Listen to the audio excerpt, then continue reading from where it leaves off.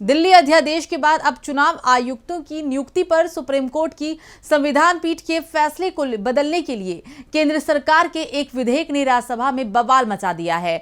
मोदी सरकार ने राज्यसभा में आज मुख्य चुनाव आयुक्त और अन्य चुनाव आयुक्त सेवा की नियुक्ति शर्तें और कार्यकाल विधेयक 2023 लेकर आई है। इस विधेयक पर राज्यसभा में जमकर हंगामा हुआ है, लेकिन सरकार को अपने बहुमत पर भरोसा है।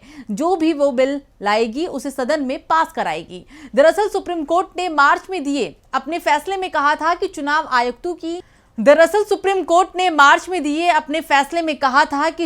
आयुक्तों की नियुक्ति पीएम, सीजीआई और लोकसभा में विपक्ष के नेता की एक उच्चाधिकारी कमेटी की सिफारिश पर राष्ट्रपति करेगा।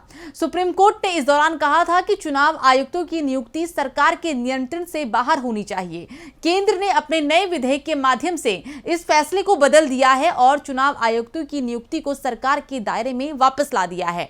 अब मुख्य चुनाव आयुक्त और अन्य चुनाव आयुक्त की नियुक्तियां करने वाली कमेटी में पीएम, लोकसभा में विपक्ष के नेता और एक कैबिनेट मंत्री शामिल होंगे।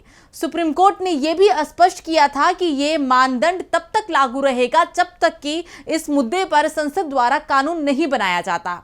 इस बिल का विरोध करते हुए कांग्रेस संगठन महासचिव केसी वेणुगोपाल ने क्या कहा है, आप भी सुनिए। ये पूरी तरह से अनुचित है। सरकार तटस्थता नहीं चाहती। वे चुनाव आयोग को एक सरकारी विभाग बनाना चाहते हैं।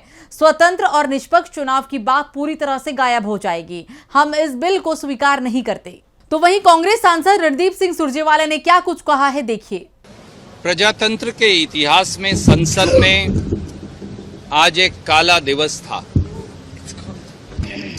चुनाव आयोग हिंदुस्तान में प्रजातांत्रिक और निष्पक्ष चुनाव करवाने वाली आखिरी इंडिपेंडेंट संस्था है। मोदी जी उसे भी मोदी इलेक्शन कमीशन बनाना चाहते हैं। चुनाव आयोग को अब मोदी चुनाव आयोग बनाने के लिए आज राज्यसभा में चुपचाप तरीके से the chief election commissioner and other election commissioners conditions of service and terms of office bill 2023 लेकर आया गया। उसका निशाना बड़ा सीधा है। सुप्रीम कोर्ट की एक संवैधानिक खंडपीठ ने अनूप बरनवाल के केस में साफ तौर से कहा कि चुनाव आयोग अगर निष्पक्ष नहीं होगा तो प्रजातंत्र देश में कायम नहीं रह सकता। इसलिए मुख्य चुनाव आयुक्त की नियुक्ति के लिए 3 व्यक्तियों का पैनल बनाया गया था, जिसमें हिंदुस्तान की सुप्रीम कोर्ट के मुख्य न्यायाधीश, प्रधानमंत्री और विपक्ष के नेता हों, ताकि एक बैलेंस रहे।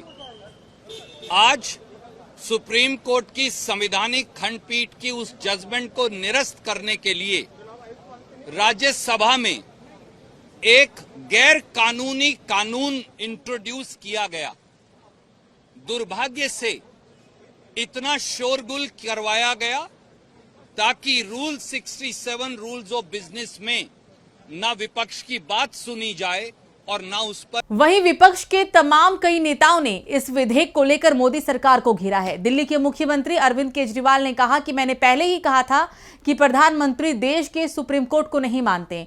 उनका संदेश साफ है, जो सुप्रीम कोर्ट का आदेश उन्हें पसंद नहीं आएगा वो संसद में कानून लाकर इसे पलट देंगे। यदि पीएम खुलेआम सुप्रीम कोर्ट को नहीं मानते तो ये बेहद खतरनाक स्थिति है।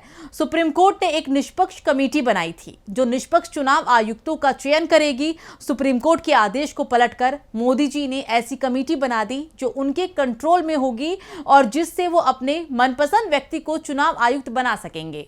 इससे चुनावों की निष्पक्षता प्रभावित होगी।